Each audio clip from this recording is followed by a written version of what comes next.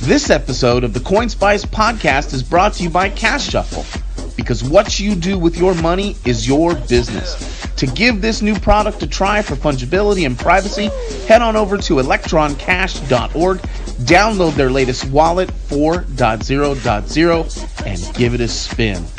CashShuffle.com for more information, because what you do with your money is your business.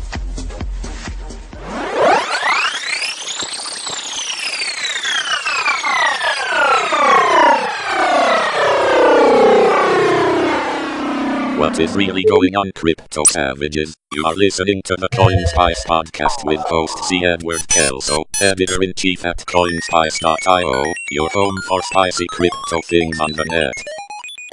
In our world, in the CoinSpice world, when you say Joshua Davis, we know that he is our go-to shitposter. Like, we go to get, laughs and yucks, and also to get offended and triggered.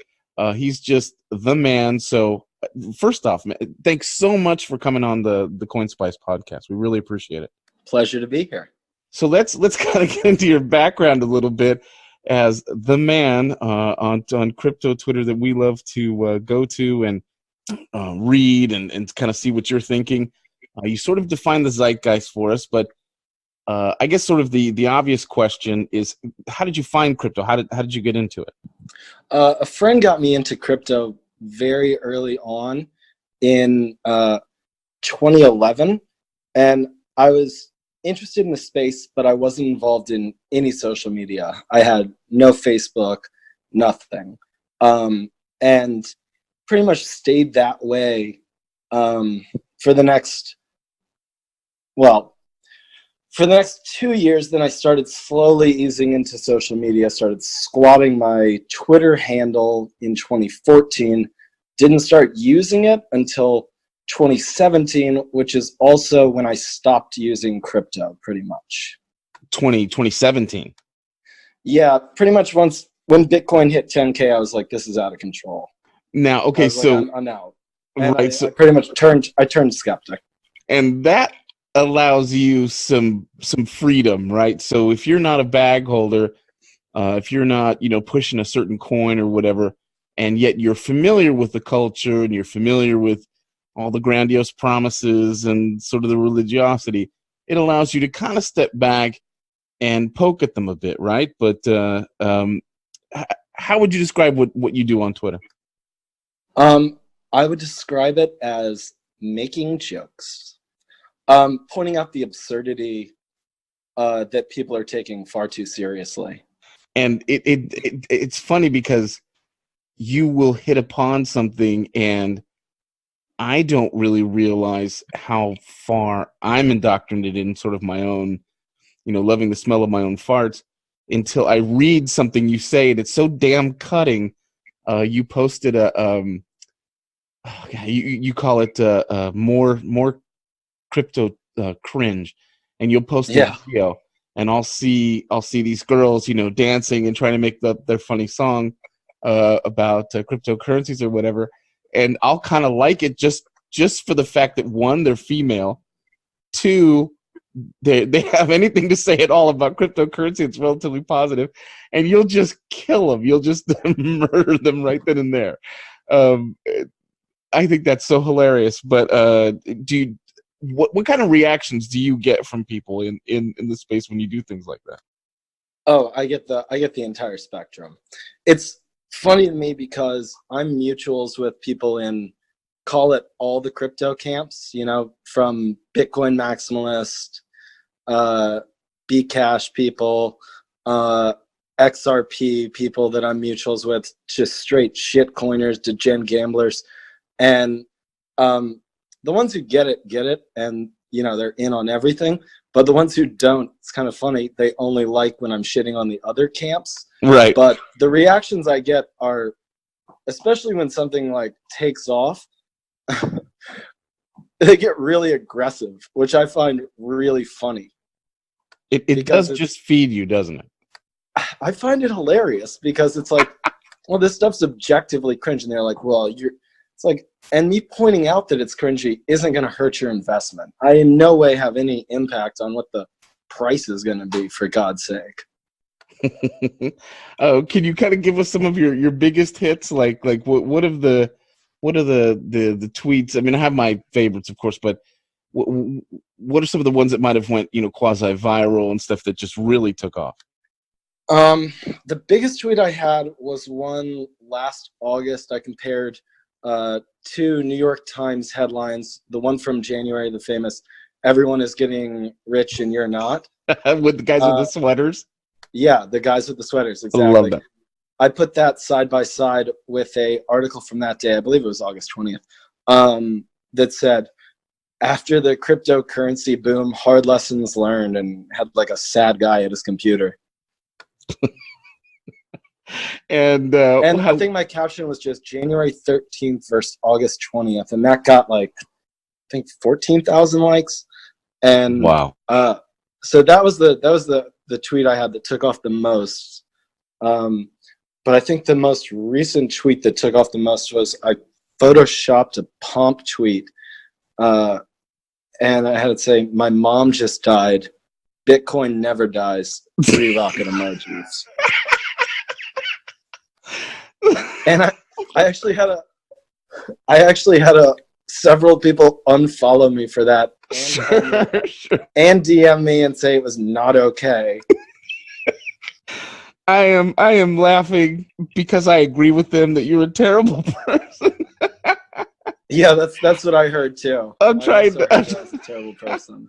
I want a virtue signal so bad, but I can't do it because that's friggin' hilarious. I think I remember seeing it. Yeah. I mean, it's not like his mom died or anything.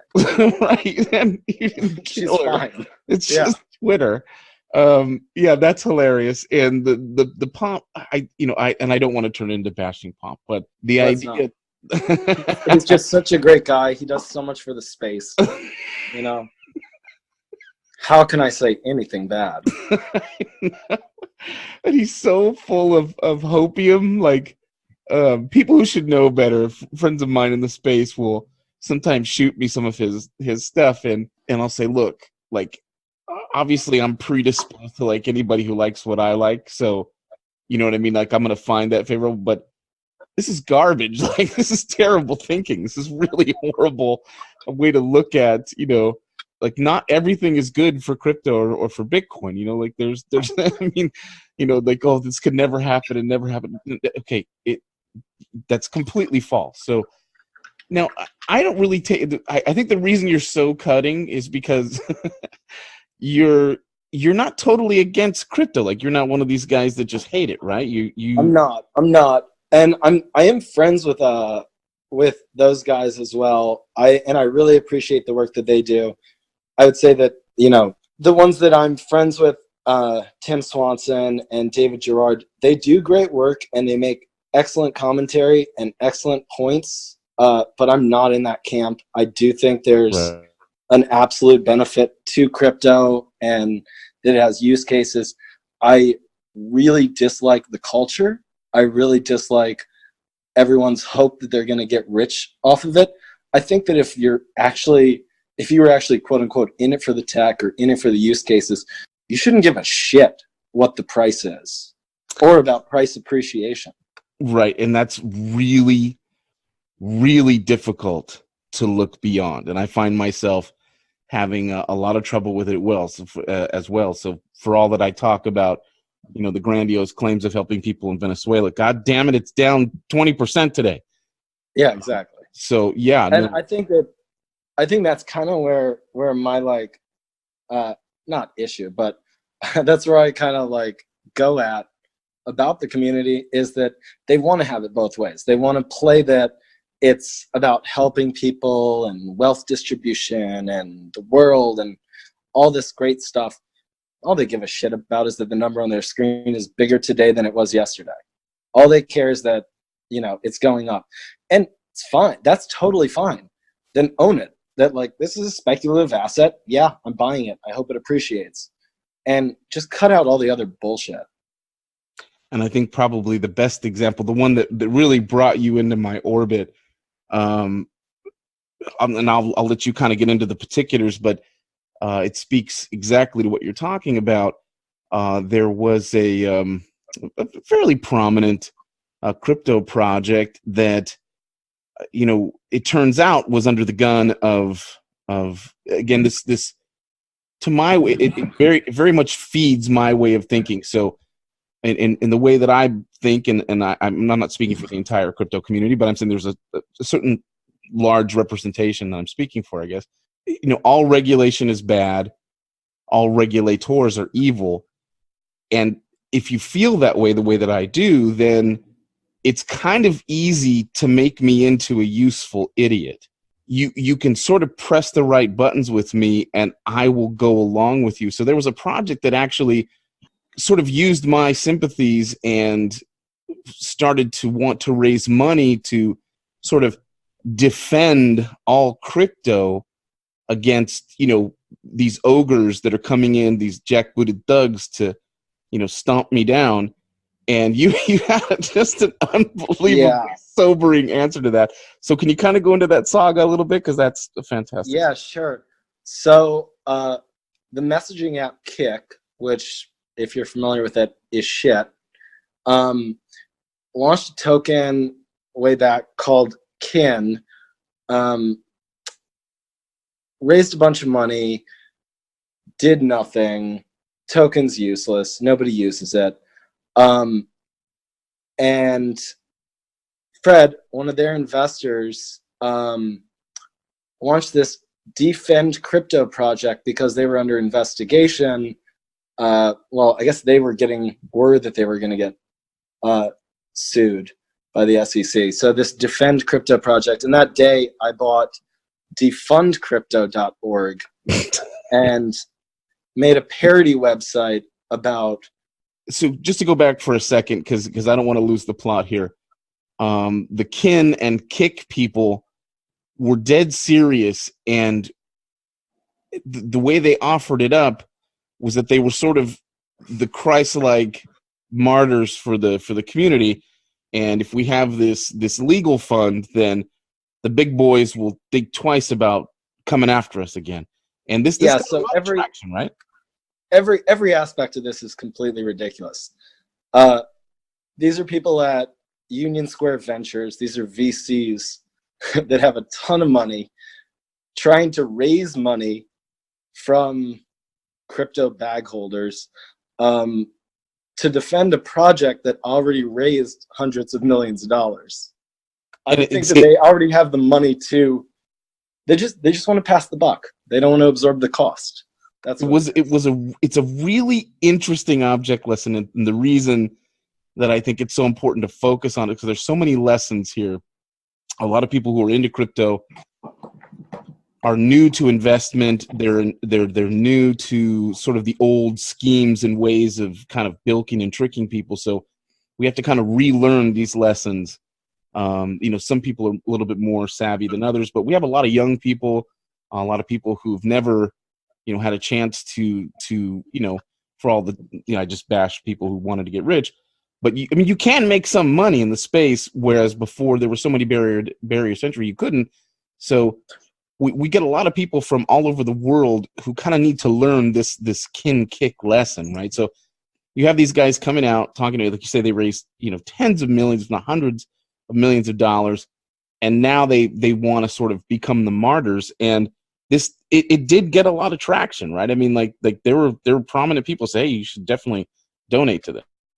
Oh, I don't think it actually got real traction. Okay. So I think that the donations from real people were pretty minimal, and a lot of the donations that appeared to have been donated were from them in crypto, from them and their buddies. Got it. So it was to create the appearance that a lot of people had already donated. And so you immediately saw right through this. And it's complete bullshit. I saw it the second it came up. And so you bought the domain name defund crypto? Defundcrypto.org. And then I stayed up that night drinking whiskey, and I just built out the website and launched it the next morning. And my favorite part of it is on a laptop or whatever, the bottom right, where they can sign up for a newsletter or message you a message of hate, and you talk about how you're a Navy SEAL and you'll crush them. Oh, I yeah, love the Navy SEAL copy pasta meme is a good meme for sure. I love that. So how was Defund Crypto, the website, sort of the reaction to them? How was that taken? What did people say about it?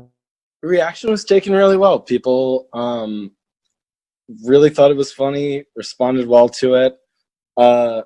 Jemima Kelly at Financial Times reached out. She wrote a good piece on it. And it's funny because she reached out to me and it lined up right with the SEC actually dropping their charges. So that story got fleshed out a lot more in between us talking and the story being released, because all that happened within the span of like a week, from Defend Crypto launching and then actual charges being brought. And do you know what's come of that? Like where are we in that particular saga? Oh, I actually don't know where we're at with those charges, and but it is really funny that that any of this is happening to them. I mean, it's sort of, I mean, obviously, hindsight is 2020, that they were doing this as allegedly as a PR move.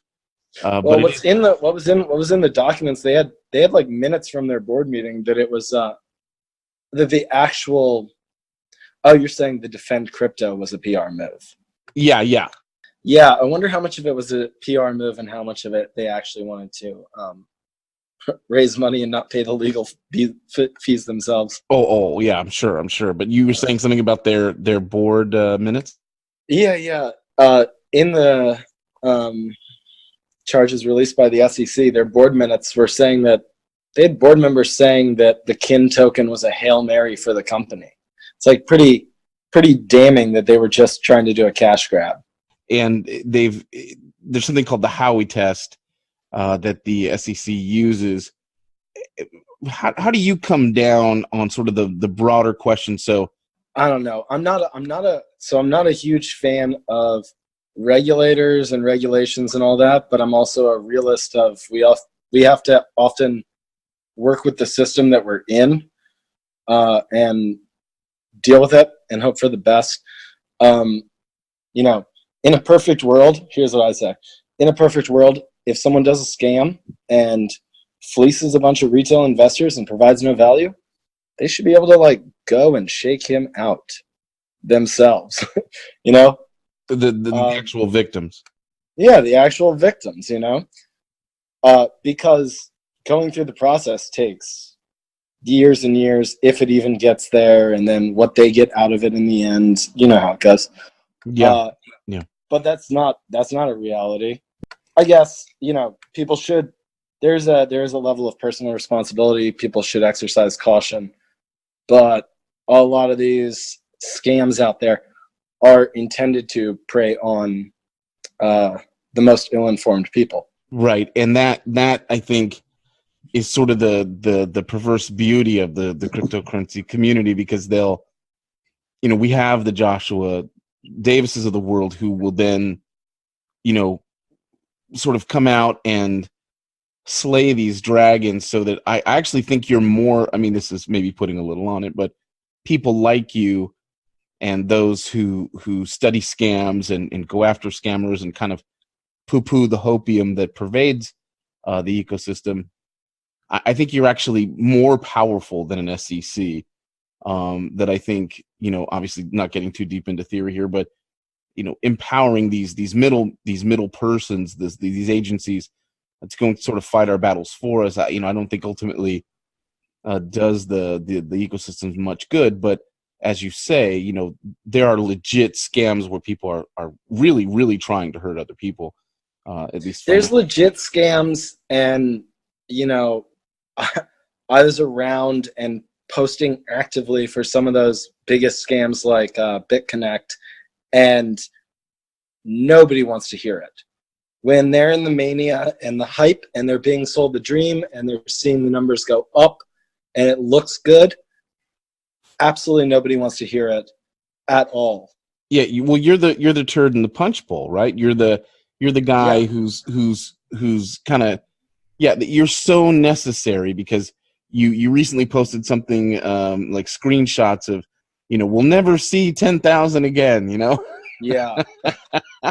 And which is said every time Exactly. we cross 10,000, it's said. Yeah, and the problem there is that I don't believe necessarily those people are trying to scam anybody, but at the same time, have just on their part, have a little bit of humility. Have like step back and go, I have no earthly idea why this thing is hitting 10. I have some guesses, and there's some things, but to outwardly come out and say, oh yeah, well, it's supposed to be going in this direction. I think borders on the scammy, and having you there to sort of just a little bit of historical perspective. I'm really not a fan of price predictions for anything, because I do think the price is a pretty unimportant aspect if you're interested in technology. And I post this like once a year. My Bitcoin price prediction is the same every year. It's up, up, down, down, left, right, BA start. It's always correct. And I think price predictions are so stupid. Like, just say you don't know what's going to happen. It's market. Like, you don't know. It's fine to put forth like bullish or bearish arguments, but price targets are really stupid, especially in crypto. There's not fundamental analysis that can be performed on these assets. And does it shock you as to how these fellows and the same ones keep coming back?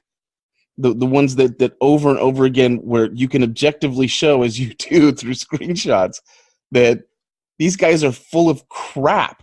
It doesn't shock me at all, because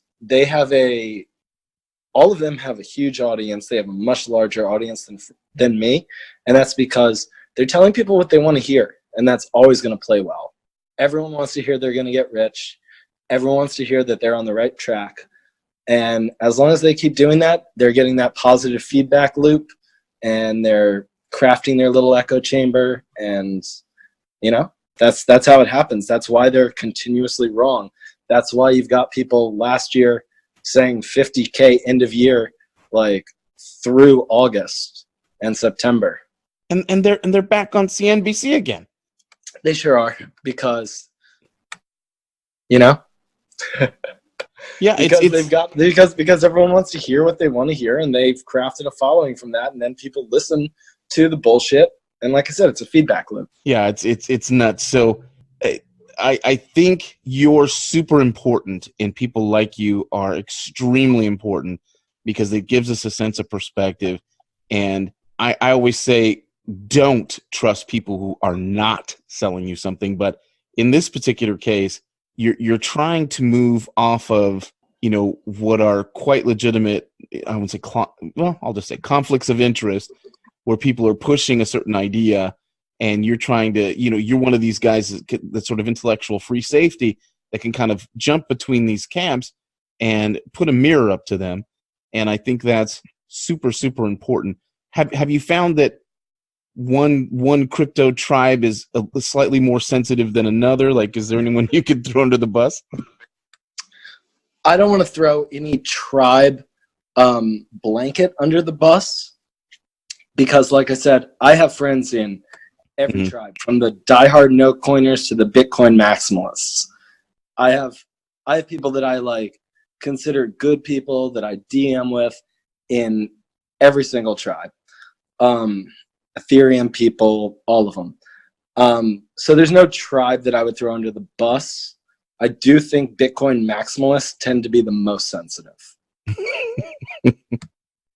And that's just because that's the group that has like the most large people that have me blocked. Well, that, and they have a a metric shit ton of money if you believe their hype. I mean, yeah, it's like great. I've got my Bitcoins too. Whatever. All right. Well, very, very cool. Do you have any suggestions for the young budding shit posters out there who look up to you? How should they start and sit at the feet of the Grandmaster, Mr. Davis? Do you have any advice for them? First off, too kind. Second off, don't be afraid to get banned. Don't be afraid to get suspended. And don't be afraid of what anyone's going to think, because who cares what people think? So thanks again, man, for coming on. Really, really appreciate it. How do people follow your work? Where can they find you? If you've sat through this, you can find me at Carbon-Based on Twitter, KARBONBASED. That's Carbon-Based with a K. Very cool, man. Really, really appreciate it. It's great to have a laugh, and I'm dead serious. Thanks for everything that you do, and you do a lot of valuable work for us. Thank you so much. It's been a pleasure. Spicy.